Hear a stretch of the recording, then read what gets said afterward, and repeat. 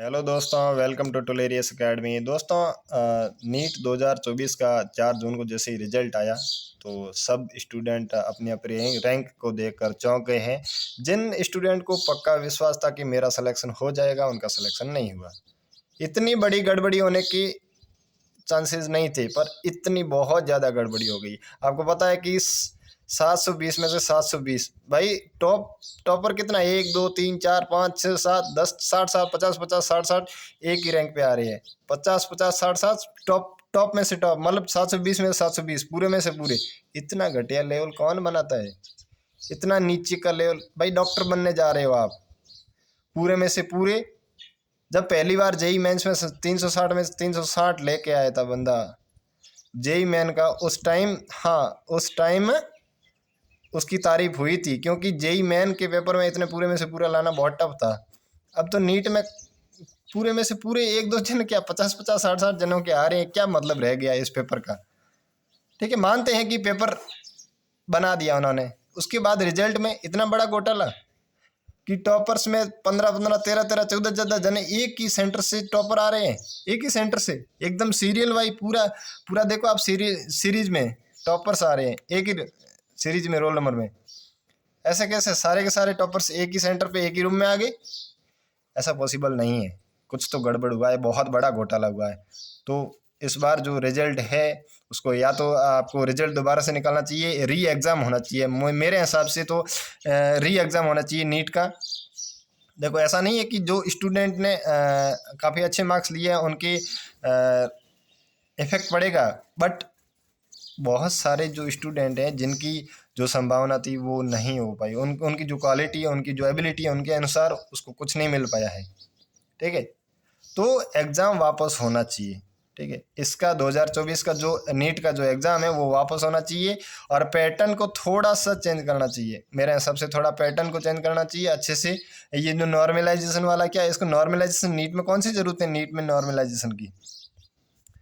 हाँ भाई, अगर आप ऑनलाइन करवाते हैं तब तो अलग बात है, ऑफलाइन में नॉर्मलाइजेशन ये कौन सी बात हुई? हाँ, अगर आपका किसी स्टेट में अगर अलग अलग, जैसे किसी स्टेट में आपदा आ जाती है तो उसके बाद में अगर नॉर्मलाइजेशन पेपर का करना पड़ता है तो वो अलग बात है कि उसमें बाद में पेपर का एग्ज़ाम करवाया, पहले करवाया, तो फिर वो एक अलग बात हो जाती है। बट पूरा का पूरा देश एक ही दिन पेपर दे रहा है और उसमें भी नॉर्मलाइजेशन लाई जा रही है, ये कौन सी बात हो गई?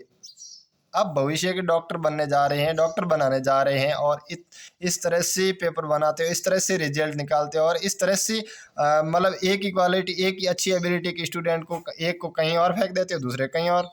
एक को एम्स में एडमिशन हो जाता है और उसी नंबर वाले को एम्स में नहीं मिलता है, बहुत ही नीचे का कॉलेज मिल जाता है। ये कौन सी बात हुई? तो मतलब सारी की सारी जो इस नीट के पेपर में गड़बड़ी थी, ये सारी की सारी आज सही होनी चाहिए। नीट का पैटर्न थोड़ा पेपर ढंग से बनाना चाहिए। 2000, आप लोगों को पता है कि एम्स का पेपर पहले अलग होता था। जब से नीट एनटीए आई है तब से एम्स का पेपर साथ में कर दिया है। एम्स का स्टैंडर्ड था, एक लेवल था कि हाँ एम्स का एग्ज़ाम देने जा रहे हैं, और एम्स जैसे एमबीबीएस, एम्स जैसे कॉलेज में एमबीबीएस करने जा रहे हैं, तो वहाँ पर अब तो क्या रह गया? अब तो कुछ ऐसा लग ही नहीं रहा कि एम्स में जा रहे हैं, इस एम्स से एमबीबीएस कॉलेज में जा रहे हैं और दूसरे वाले कॉलेज में जा रहे हैं, सब सेम ही है। बट एम्स का एक स्टैंडर्ड था, उस स्टैंडर्ड को इतना घटिया, इतना नीचे गिरा दिया है ना, क्या बात करते हैं कि अब जो होना तो हो गया, बट इसके बाद में बहुत सारी चीज़ें बदलनी चाहिए।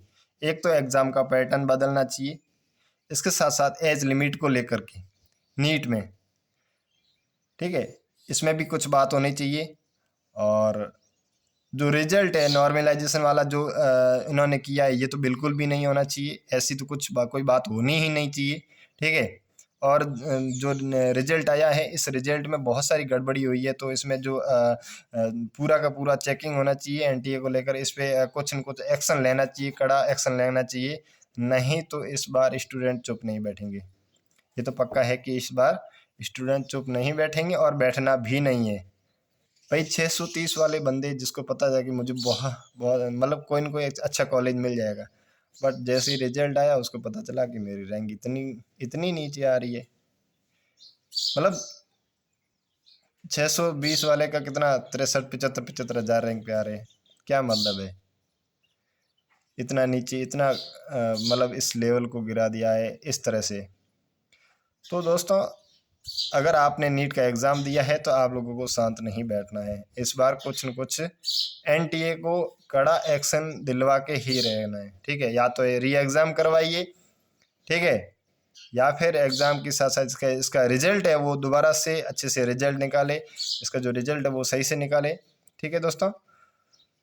हम आपके साथ हैं। किसी भी तरह के अगर आप लोगों को हेल्प चाहिए, अगर किसी भी तरह से सोशल मीडिया में आपको, तो हम आपके साथ हैं, ठीक है दोस्तों। पर एनटीए ने इस बार जो किया है वो बहुत ही गलत किया है।